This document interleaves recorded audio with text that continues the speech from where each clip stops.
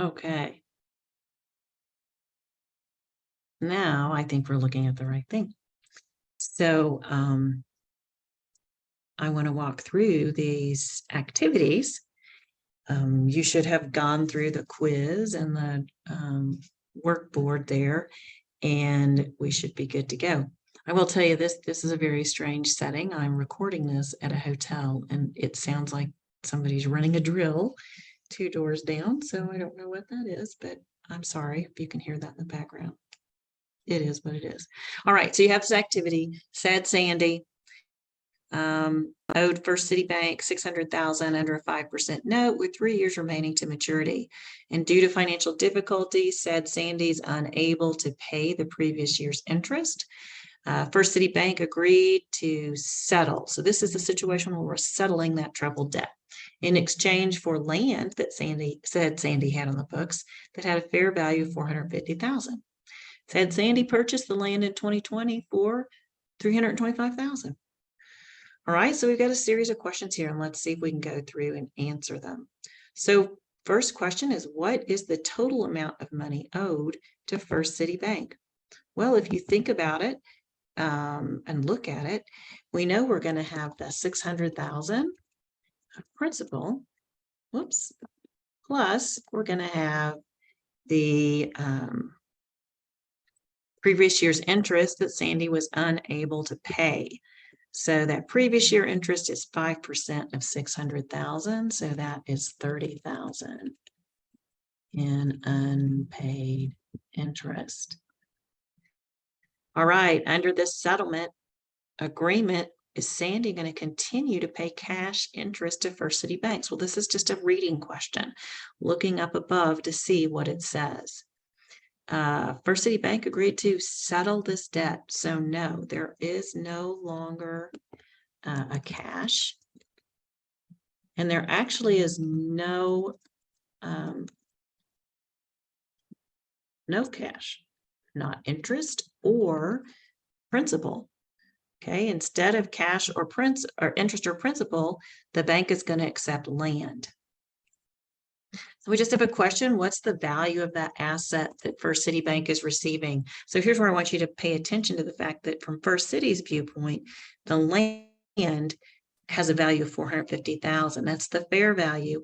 That's the only value that the bank cares about because that's the value that they are going to get. Okay, so they have the fair value. It's the only value that matters to the bank. Okay, what's the book value? Well, you remember this from your earlier modules that land doesn't depreciate, and nor does it get written up to fair value. So it's recorded at the original cost. So it's $325,000. So question number 5, will Sad Sandy record a gain or a loss on settlement of this debt?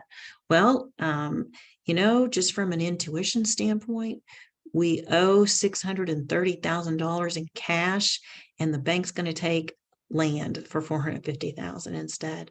So that definitely sounds like Sad Sandy's going to come out ahead. Now, we're going to look at the journal entries, and the journal entries are going to show us what that would look like. Okay, how much of a gain? Another way of saying that. All right, so the first thing we want to do, we need to do an entry to make up for the difference between the $325,000 and the $450,000, the original cost and the book value. So that's the very first entry we're going to do. Oh, it's very tiny. I will fix that. We're going to increase that value by $125,000. Let me do something here. I don't know why this is being so tiny.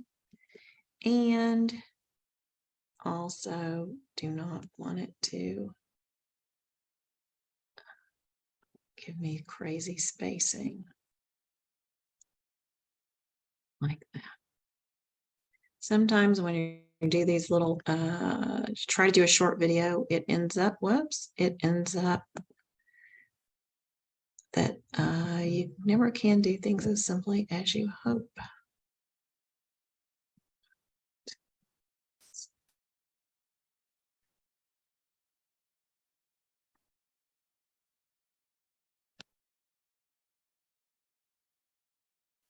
be 0, and I want that to be 0. I don't want that to be 6. I want it to be 0.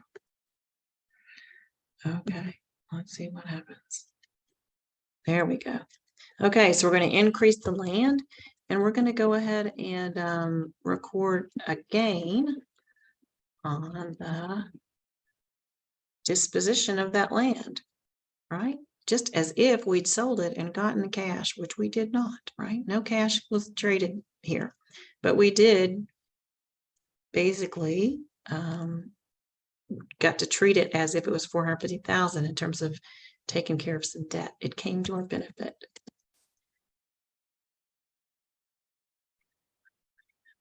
It's fair value. Okay, so we've done that. So now the other thing we have to do is we have to take the debt off of the books because the bank no longer is going to require us to repay it. So that is going to be our $600,000 coming off.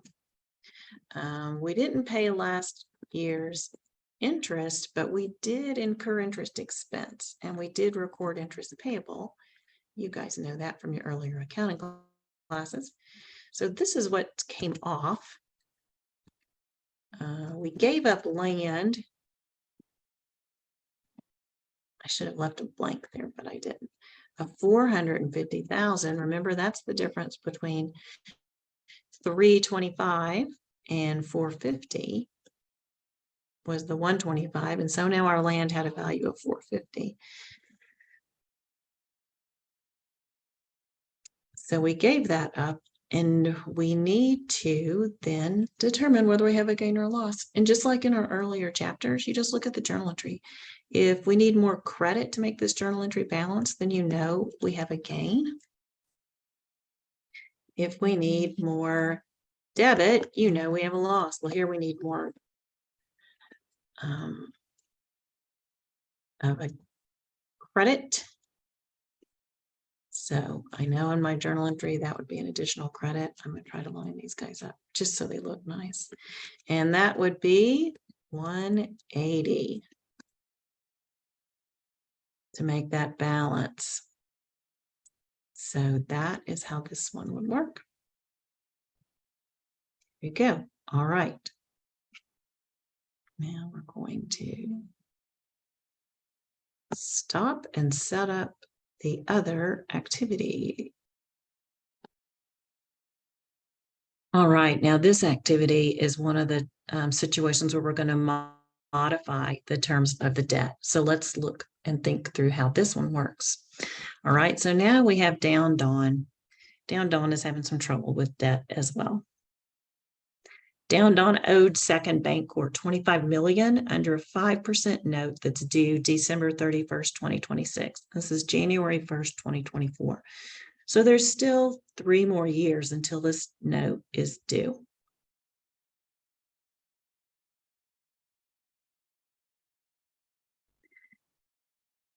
Interest was last paid on December 31st, 2022.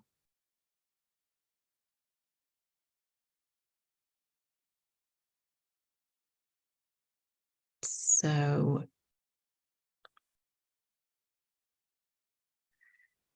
Down Dawn is experiencing severe financial difficulties and asked Second Bancorp to modify the terms of the debt agreement. So after negotiations, Second Bancorp agreed to forgive the interest for 2023 and 2024, and then reduce the remaining 2 years interest payments to $500,000. That should say, instead of a weird thing, that's not a number, until December 2025, and reduce the unpaid principal amount to $23 million. Okay, so here these questions are similar to the ones that we just looked at in the last example. What is the total amount of money owed on January 1, 2024 before the new agreement? Well, before that new agreement, we had $25 million in principal, plus it's a 5% note. And the last time interest was paid was on December 31st, 2022.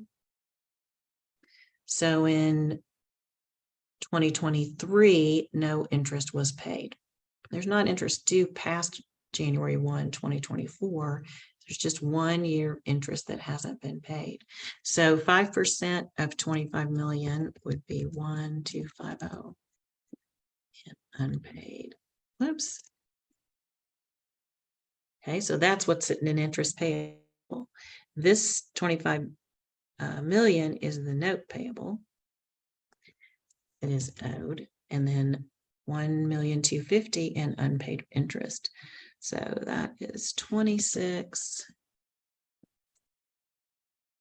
Ooh, that's not a number. 26, 250. Okay. So the second question, will Down Don continue to make cash interest payments to Second Bancorp? Well, we just have to look at the agreement. Interest was last paid, blah, blah, blah, blah, blah, blah, blah, blah, blah, blah, blah, blah. Reduce the remaining 2 interest payments to $500,000 each and delay the first payment until December 31st, 2025. So yes, cash payments will continue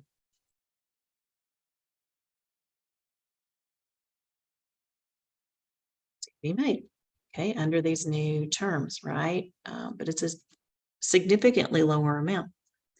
Will the total cash paid out to Second Bancorp under this agreement be less than what is currently owed before the agreement? Well, let's figure that out. Here's what's owed before the agreement, $26,250,000. What's going to be paid according to the new agreement is $23 million for the principal. Plus 2 $500,000 payments. So let's go ahead and write this out. Plus, put that all together, and that is 24 million. So yes, it will be less.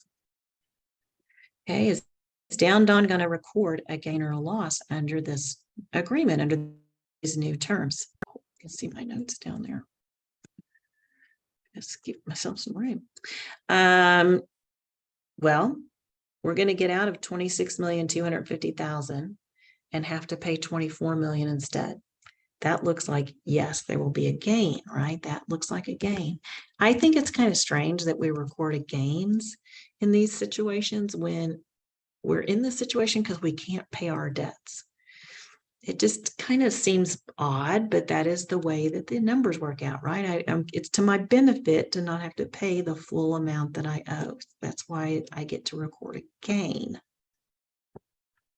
Okay, so now we're going to look at the entries for January 1st, 2024, December 31st, 2025, and December 31st, 2026. So first of all, we're going to think about on January 24th, what has happened. Okay, on that date, we know that we are not going to have to pay the interest payable that we have of 1,250,000. So let's go ahead and debit that. We know that the note payable, which we had recorded at 25 million, is going to drop down to 23 million. So that is going down by 2 million. And we know that, well, that's all we have.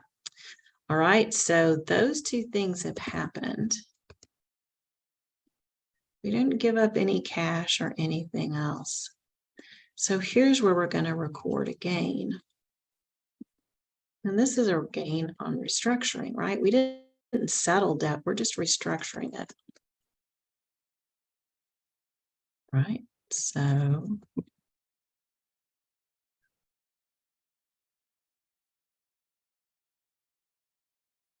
that's the first entry.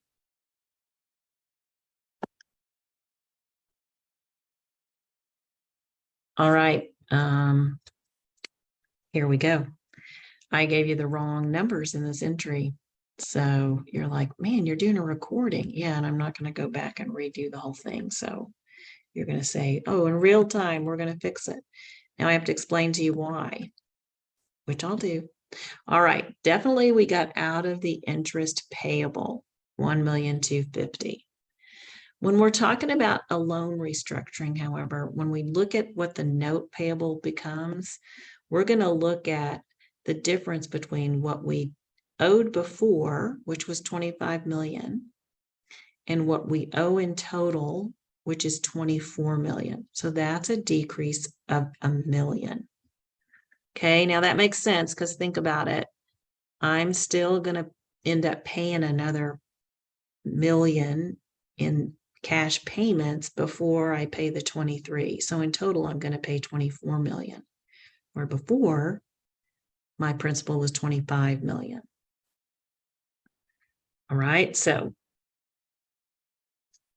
my gain on restructuring then is $2,250,000. That makes more sense. That wasn't sitting right with me when I wrote it the first time. Okay, but this makes sense. All right, so then what is going to be that interest entry? So here's what we have left. We've recorded the change. This kind of records the restructuring change. And then going forward, we just have to record the payments. Oops, sorry, this is the beauty of doing this on Word. It jumps over the page. Okay, here's an entry. What did we have left? We had those cash payments. Okay, so this is going to be the first one of 500,000. How weird, huh? I'm going to debit note payable. And I'm going to credit cash. And you're thinking, why don't you use interest expense? Because I don't really have interest going on here. I've just kind of broken down that note into different payment pieces. Okay, and then a 12/31, whoops,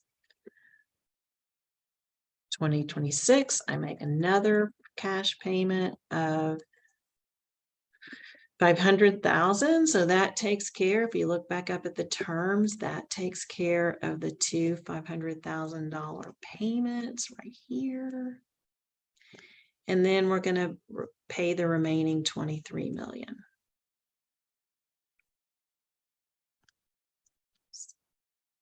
So to close out that note payable T account, if you will, this is all that's going to be left in there.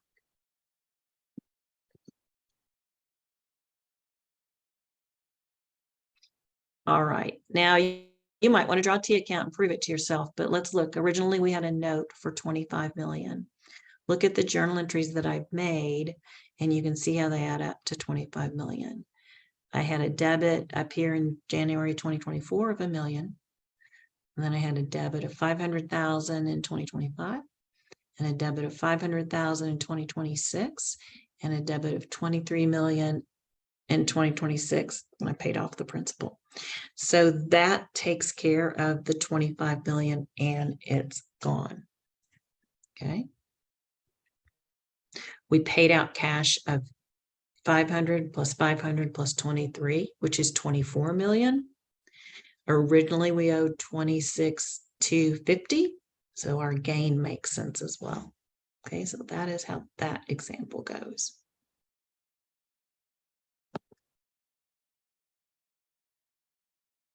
All right, and this last activity is modifying the debt terms again, but this situation is different. In this situation, we are going to continue making payments, and we have just have a change in how much interest we're going to pay. Those cash payment will be, and this time all the payments are delayed on the maturity date.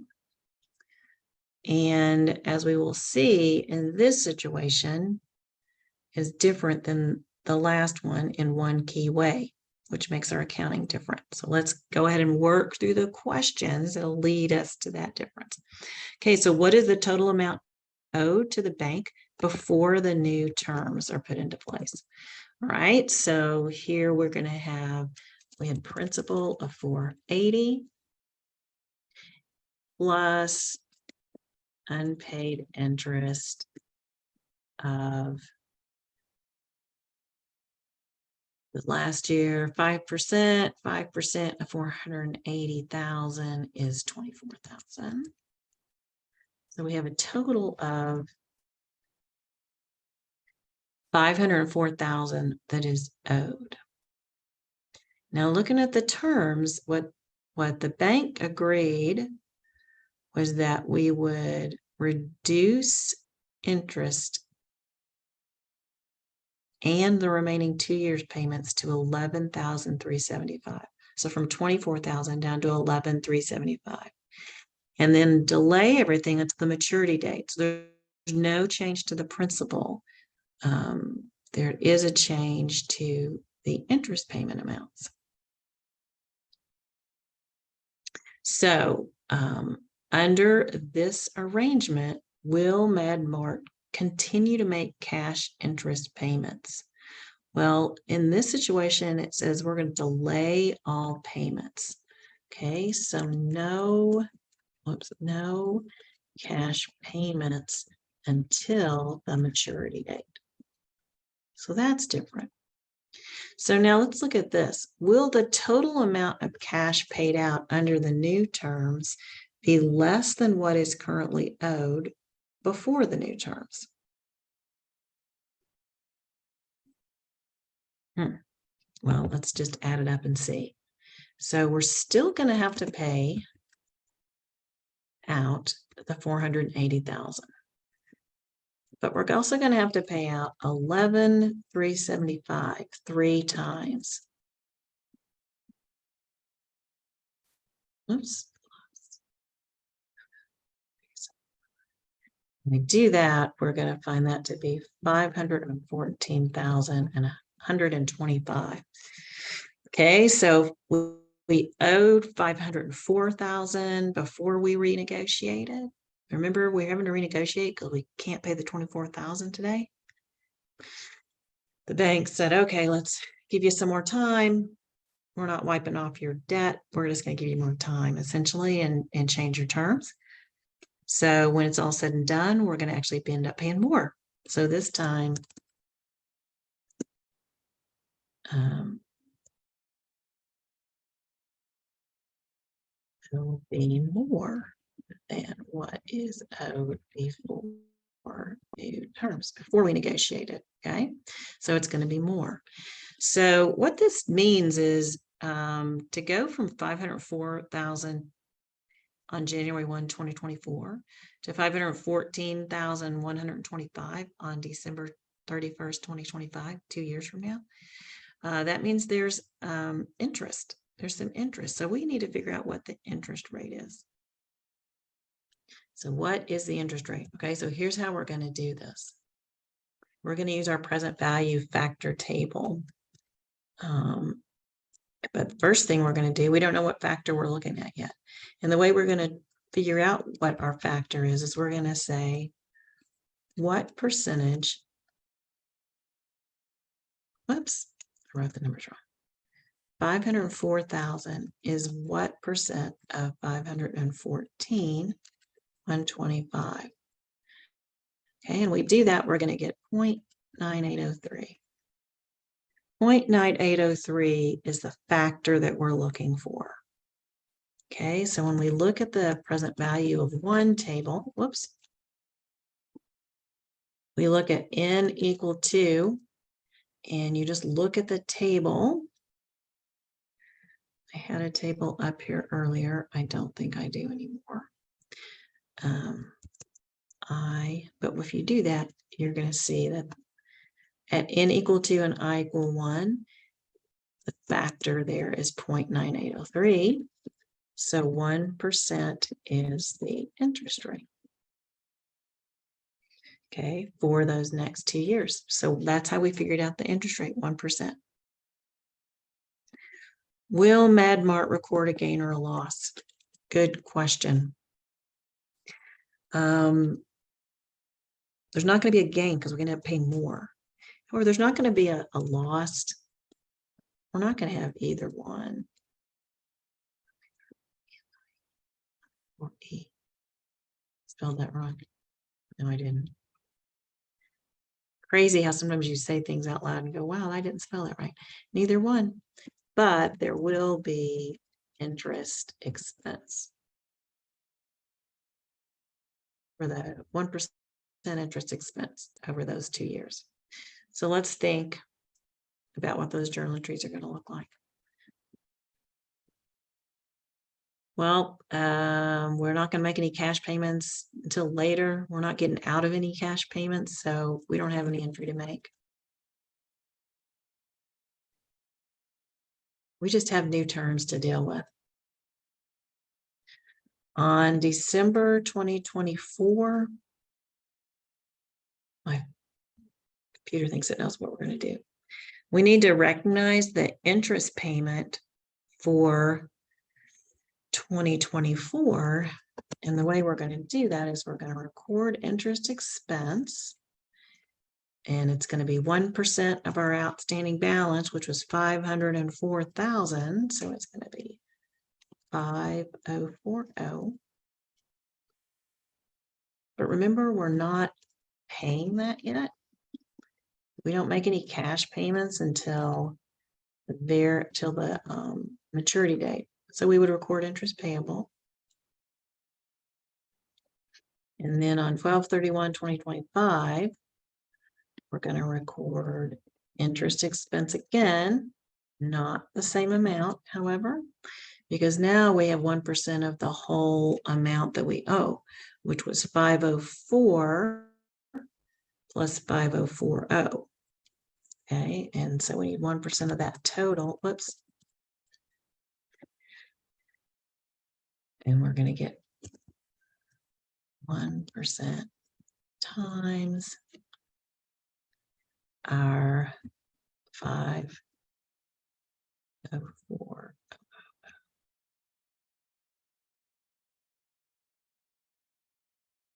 It doesn't round out exactly right, but in terms of our dollars, we need it to round, so we're going to make it work. So we're going to have interest expense there and interest payable.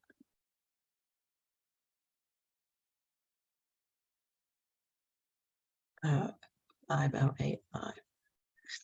Now, you might be looking at this and going, why isn't that? Why is that 5085? That's not the same number I got.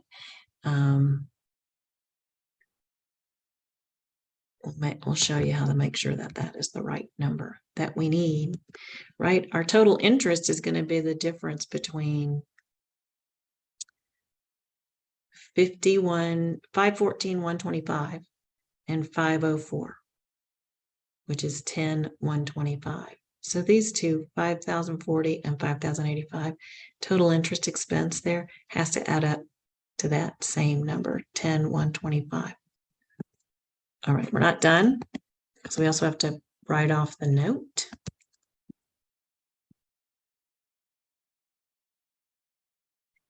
Of 504.